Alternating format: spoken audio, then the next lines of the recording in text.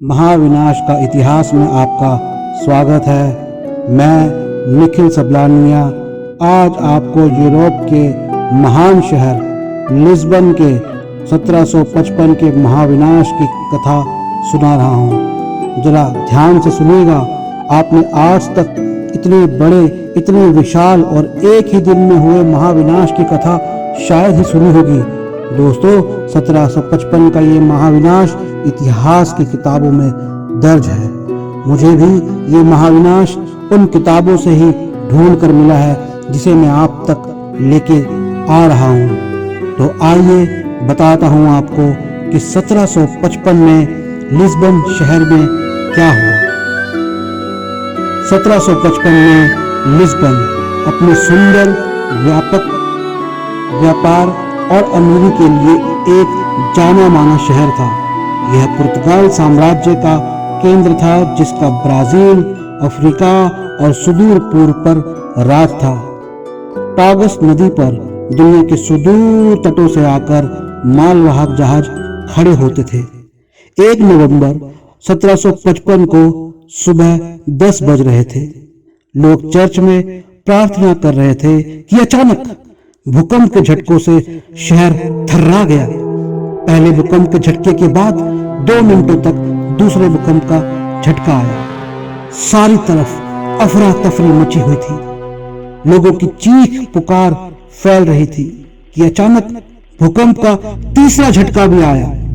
इस तीसरे झटके ने शहर में इतनी तबाही मचाई कि सब कुछ धूल के गुबार में बदल गया। सारे शहर पर धूल के काले बादल मंडराने लगे जिसने शहर में अंधेरा कर दिया।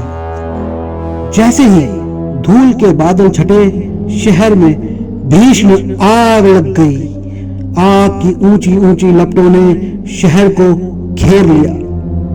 कुछ समय बीता और 20 फुट ऊंची सुनामी की लहरें महासागर से उठकर शहर की तरफ बढ़ चली।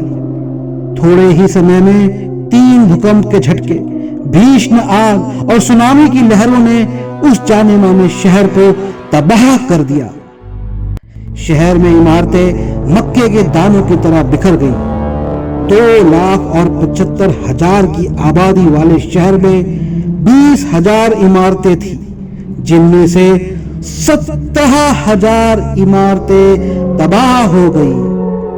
जो भूकंप से बच गई थी उनमें आग और सुनामी ने बर्बाद कर दिया। शाही महल और नाचघर को भूकंप ने नुकसान नहीं पहुंचाया, पर आग ने उन्हें नहीं बख्शा। शहर में चारों तरफ तबाही मची थी। सुनामी की लहरें लोगों को अपने साथ बहा कर ले गई। लोग जल रहे थे और डूब रहे थे। उन्होंने भगवान को याद किया और प्रायश्चित करने लगे। लगभग 60,000 लोगों की जानें उस महाविनाश में चली गई। लगभग 1/3 यूरोप में भूकंप के झटके महसूस किए गए। 1.5 से 2,500 किलोमीटर तक के चर्चों में झूमर भूकंप के झटकों से हिलने लगे। स्विस नहर से लेकर सुदूर स्कॉच लेमंड के पानी की दिशा भी बदल गई और 3 घंटों तक उनमें बदलाव देखा गया। भूकंप इतना तेज था कि दूर नीदरलैंड में खड़े समुद्री जहाज भी हिल गए। उत्तरी अफ्रीका में भी भूकंप के झटके महसूस किए गए और उस वर्ष लिस्बन में कई छोटे छोटे भूकंप के झटके आते गए। मैड्रिड के एक ब्रिटिश अफसर ने लिस्बन में अपने एक साथी को पत्र लिखा कि क्या तुम्हारी जमीन कभी शांत नहीं होती। उसके बाद 500 झटकों ने लोगों में अफरा तफरी मचाई। वहां के राजा जोस ने अपने मंत्री पुम्बल की सलाह पर मरे लोगों को दफनाया या समुद्र में संस्कार करा दिया। लोग भूख के लिए भोजन को भटक रहे थे। राजा ने उनके भोजन का और उनके रहने के लिए शिविर का प्रबंध किया। शहर भर में राहत शिविर लगाए गए। उस महाविनाश ने लोगों को हिलाकर रख दिया। धार्मिक अनुष्ठानों द्वारा ईश्वर की अर्चना की गई, पर इस विनाश ने लोगों की ईश्वर में आस्था पर प्रश्न चिन्ह लगा दिया। बहुत से लोग ईश्वर पर प्रश्न करने लगे कि आखिर क्यों इतने लोग और बच्चे मारे गए।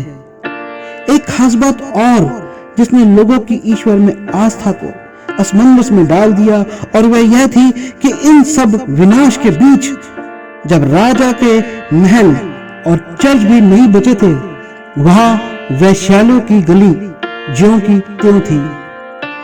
वैश्यालों पर इस महामारी का जरा सा भी प्रभाव नहीं पड़ा था। वैज्ञानिकों ने तब यह बताया कि यह भूकंप कोई पाप के कारण नहीं, बल्कि धरती के भीतर की चट्टानों की लहरों की वजह से हुआ है।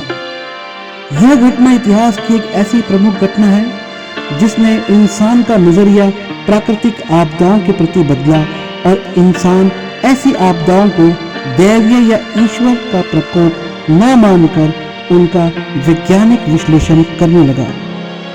तो दोस्तों, ये थी 1755 में लिस्बन शहर के महाविनाश की कहानी। मुझे उम्मीद है कि आपको ये पसंद आई होगी।